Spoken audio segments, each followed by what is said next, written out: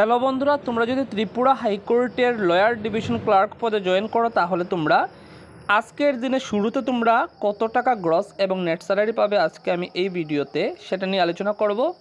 তো শুরুতে তোমরা বেসিক পে পেয়ে যাবে 21,400 টাকা, সাথে তোমরা বেসিক পের 33%, ডিএ পেয়ে যাবে 7,062 টাকা, সাথে তোমরা বেসিক পের 8%, হাউস রেন্ট অ্যালাওয়েন্স পেয়ে যাবে 1,712 টাকা।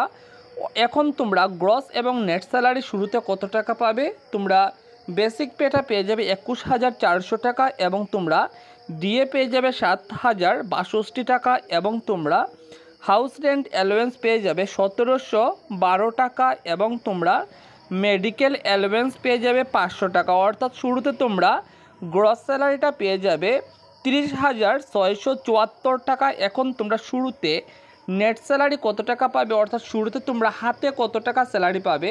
তোমাদের যে বেসিক পে এবং ডিএ, সেই বেসিক পে এবং ডিএর 10% এনপিএস কাটা যাবে 2,846 টাকা এবং তোমরা গ্রস স্যালারি পেয়ে যাবে 30,674 টাকা। সেই টাকাটা খেয়ে এনপিএস কাটা যাবে 2,846 টাকা এবং তোমাদের জিআইএস কাটা যাবে 300 টাকা এবং তোমাদের পিটেক্স কাটা যাবে 208 টাকা। অর্থাৎ শুরুতে তোমরা হাতে স্যালারি পেয়ে যাবে 27,320 টাকা।